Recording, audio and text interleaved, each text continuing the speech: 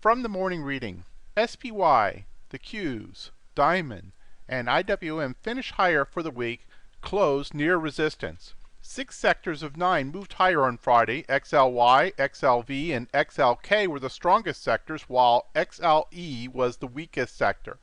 After a pullback last week, all 9 sectors resumed their 6-week rally and closed near resistance once again. XLY, XLK, XLI, and XLF were the leading sectors for the week, while XLE was the weakest. XLI closed above short-term resistance. Breadth strengthened as advancers led decliners 1.45 to 1 on the New York Stock Exchange and 1.71 to 1 on the NASDAQ. More stocks are trading above their 200-day averages. The S&P 500 regains its 200-day average. Its equal weight version still lags behind. Small caps may be starting to catch up. Cyclicals, industrials, and technology are the week's sector leaders. Transports may be near bullish breakout. Airlines and delivery systems led. More stocks clear the 200-day averages. On Wednesday, we looked at the percent of New York Stock Exchange stocks above their 200-day average. Then they had declined during November to as low as 27%, and where it was about the same time in 2011. The suggestion was the number needed to exceed its earlier peak at 40% to resume its uptrend. This puts only 4% from its early November peak. On Wednesday, also, a move above the 40% near the end of 2011 helped that market resume its uptrend. The percent of the New York Stock Exchange above its 50% average jumped from 14% to 56%. That was a jump from 14% to 56% for a very, very healthy number. Also, volume rose solidly on the New York Stock Exchange and fell modestly on the NASDAQ Friday, which was an options expiration day, which often boosts volume. While Friday's session appeared positive at first glance, a closer look revealed a bit of trouble in the S&P 500. The S&P reversed off its high in strong volume and met with technical definition of stalling.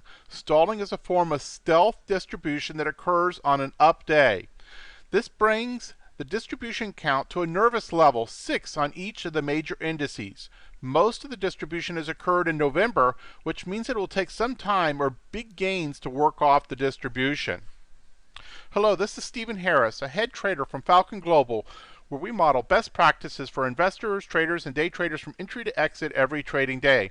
In this daily video, I provide my opinion and insights of current market trends, market timing, volatility, and hedge risk levels for the upcoming day for the key U.S. financial markets.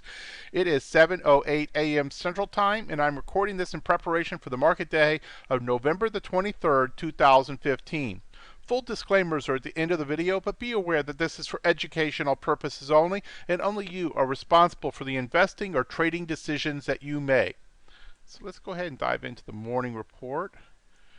And our action Sunday night into Monday morning is relatively benign. The S&P, Russell, NASDAQ, and Dow all essentially scratch. I mean, they're all down a couple ticks, nothing of any note whatsoever. In terms of crude oil, it's also just above scratch. Euro is just below scratch. Bonds is down about half a point, or about 0.3%, and gold is down about 0.5%. And overseas action also relatively quiet. China was down 0.5%, Hong Kong down about 0.4%. Japan is just above scratch. Germany's right on scratch, and United Kingdom is down just below scratch. In terms of macroeconomic reports for this week, we'll focus on Monday and Tuesday, but it should be noted, obviously, in the United States, we have the Thanksgiving week. There will be a trade holiday on Thursday, and on Friday there'll be some limited open, but very, very little volume. Most people will be taking Friday off. Also, a lot of people will take much of Wednesday off, and indeed, especially after the European close on Wednesday morning, things are likely to get pretty quiet unless there is some sort of significant stimulus. So essentially you have two solid trading days this week, Monday and Tuesday, and after that it's likely to get pretty squirrely. In terms of macroeconomic reports for Monday in the US, you have existing home sales and you have a tentative Fed announcement. And I've been trying to get some detail as to what that means, but bottom line, I don't have a lot of detail on that right now. But be aware that there's some doings with the Fed that could pop its head up. In terms of on Tuesday, you have preliminary GDP quarter over quarter, goods trade balance, and let's see, consumer confidence and Richmond manufacturing. And that should take care of really the week, as it were, as there will not be much after that. In terms of our current volatility, relatively low. We have only a 12.4 on the VIX. Our skew has started to come down. This has been elevated for about 5 weeks, 6 weeks or so. It's down to 126, so still a little bit high, but we don't get particularly excited until it goes up over 135. We take note when it goes up over 125, and it's still there, but just barely. IV percentiles, 14 on the S&P, 14 on the Russell, 12 on the NASDAQ, and 17 on the Dow. We had standard deviation moves put in on the S&P and the NASDAQ on Friday, but nothing to that degree in the Russell or Dow. As you see, we've actually had quite a few standard deviation moves put in the last 2 trading weeks. 1, 2, 3, 4, 5, 6 out of 10 trading sessions were more than one standard deviation move on the S&P. So that is quite a bit heavier than normal. So while fear is low, as evidenced by the VIX and these IV percentiles and so forth, actual price action is still relatively volatile. So just kind of keep that in mind.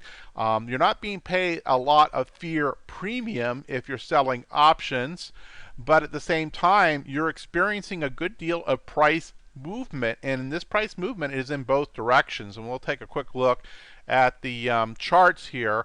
And if you look at the last couple weeks here, I mean, there's some big bodies in here, and they're going both directions. You know, big bodies here. And this would, particularly these 3 days here, were somewhat concerning, and yet, you know, big bodies coming back the other way, and frankly surpassed where these 3 scary bodies were. We were 3 days later right back to where that whole thing started, and with Friday's action, you know, surpassed that.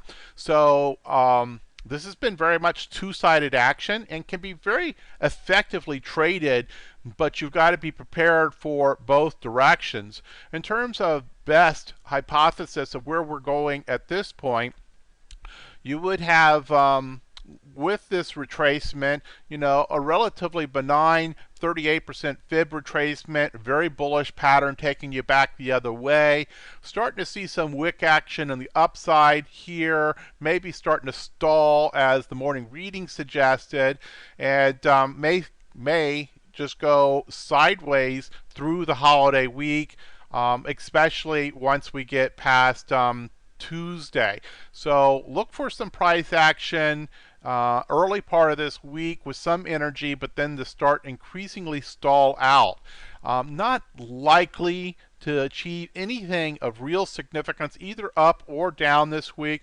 Historically, seasonally, this week is slightly bullish, so that we might drift up during the course of this week. Between now and next Monday morning is certainly possible unless we have some sort of external stimulus. But I wouldn't look for too much directional follow-through this week, all things being equal. In terms of the Russell It is starting to play some catch up, but it's got a long way to catch up, not just to get back to its former swing high here, but to actually get back to where roughly the S&P and the Nasdaq and the Dow would be. That would be, would put the Russell up here around 1230, 1240. So it needs to play some catch up, and we need to see the Russell participate if we're going to think of this as a healthy bull. Nasdaq has been much healthier, though breadth at times it's been in question, but improving of late. And this certainly is playing back up near the all-time highs. And the Dow, much like the S&P, back almost recovered the former swing high, but still has a little bit of room to go for its all-time highs that were set back in May. Let's take a quick look at the volatility. Volatility has not been showing anything particularly fearsome. And you see on Friday it dropped down below an 18. Today's action so far has not amounted to anything. And bonds, we had a bit of a spike on Thursday and Friday, but that seems to be ebbing off. So certainly when you look at bonds, you look at gold, nothing really yet in any of these indicators, these key market indicators, to tell us that there's an awful lot of fear or that there's something big about to roll over. Now obviously external stimuli could always take you that way, but there's nothing really here in the technicals to get too excited about at this point. In terms of our regular daily report, we have, let's see here. In terms of the market trend intermediate term phase opinion, we're currently phase 2. Remember, we broke that diagonal resistance last week and set up for a trend reversal. In terms of market investor posture signals, IBD status is confirmed uptrend. This is the 10th signal of 2015, and the first 9 have not led us anywhere in terms of significant follow-through. So we're always a little bit careful with respect to the history of what's going on here in 2015. Prior bullish signals have had very, very poor follow-through. But that being said, we are in confirmed uptrend. Accumulation distribution, S&P score is a C, Nasdaq is a C, so breadth continues to be a bit weak. GMI index is a 5 out of 6 with a buy signal since 1019, though that author remains largely in cash but has started to increase some positions. Primary market condition is still neutral bear. I double checked this over the weekend, and we are still in neutral bear, and certainly that's also reflected in the system that Stock Charts uses with their decision points. And you see the mixed signals on short term and on long term, and this makes for decidedly a potential for pretty choppy sideways range bound action. Our time frames do not align. We do not have short, intermediate, long term all stacked in the same direction, and this can make for pretty tricky follow through on signal or trigger entries that you might be getting on your shorter term setup. So kind of keep all that in mind. Consensus of all this would be that we would say that we are still in transition, and it is not clear whether the long term will be bullish or the long term will be bearish. In terms of intermediate term market posture, we are very bullish with an upslope sentiment. So our bias on that market posture would be that while in transition, likely to go bullish, all other things being equal. Portfolio investor sizing opinion is at 100%. The active trader sizing opinion is also at 100%, so that is reinforcing that bias. The intermediate term market posture is very bullish and on all 4 indices at this point. Remember, Friday was still bearish. That has flipped with the close on Friday, and now all 4 are in the very bullish camp. Hedge warning status remains a 0+, which is a normal, with some elevated risk conditions. And there aren't that many elevated risk conditions, but there are some. And indeed, distribution day count, as mentioned in the morning reading, is one of those. We have a distribution day count of 6 on both the S&P and the Nasdaq, and that is not a good count. especially since many of these are relatively recent and they're not going to age off anytime soon without some particularly strong up moves. You still have that skew relatively elevated, and this is indicating a 9% probability of a 2 standard deviation move in the next 30 days. So that's another measure. The third primary area is in the intermarket risk aversion indicators. We still have 3 of the 5 flagging a risk off posture, so kind of keep that in mind.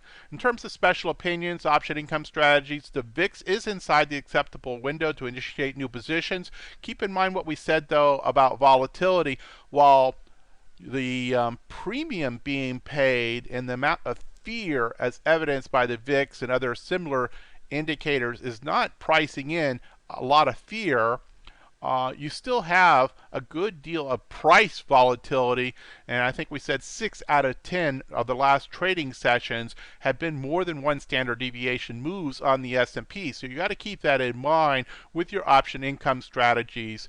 Probably better to have something like a monthly and wide SPX or RUT position than it is to have, say, a weekly RUT position, weekly RUT calendar, where even a small move might cause you to need to adjust.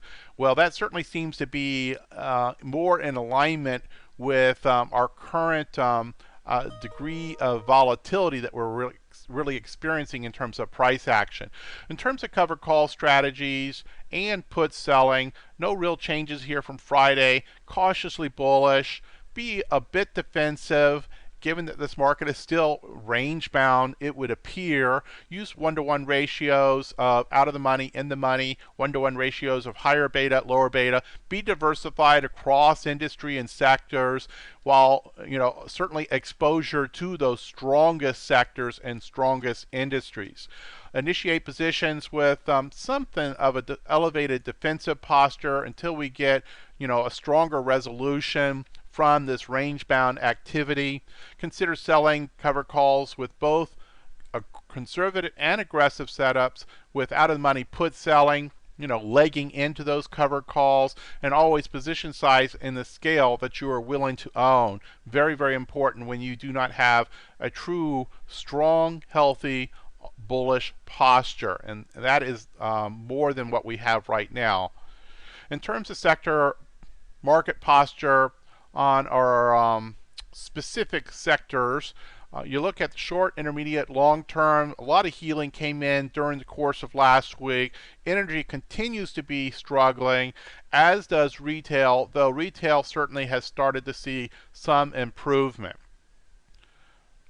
In terms of performance individually, as a percent change on Friday, you see consumer discretionary was the hero of the day, followed by information technology and healthcare, whereas energy, again, down over 1%. So energy continues to be a very difficult place to be a bull. Let's see, that should be enough for today. As always, if you find what you're getting from here is helpful to your trading, we greatly appreciate your liking us on YouTube. Subscribe to the channel to get those alerts when new content has been posted. Retweet us to your Twitter followers and your StockTwit followers. All that is acknowledgement of the effort that we put in to provide this free content to you each morning, and we greatly appreciate you taking the time to do that. Let's see, in terms of special courses that are available, I'll mention this one today. The Cover Call Mastery course is being subscribed at this point. I expect that this will go out in early 2016. So sometime after the new year. If you think that you might be interested and would like to get more details when those are available, just send me an email to Steven@FalconGlobalTraders.com. I will also mention at this point, this is truly a mastery course. Lots of places to get an introduction to cover calls. This is going to go into much, much more depth, a complete strategy and trading plan, A to Z, and we certainly will be modeling trades as well, from entry all the way to exit. So a lot of comprehensive approach going into this cover call mastery. I expect it will be something like an 8-week course, and I've got the content put together, and I've got about the first 3 weeks worth of PowerPoint slides built. Still working on building that course out, and I expect that to be ready in early 2016. Disclaimers as always, hit the pause button if you need more time to review, and we'll see you back here tomorrow morning before the market opens with the Falcon Global Market Preview. Good trading.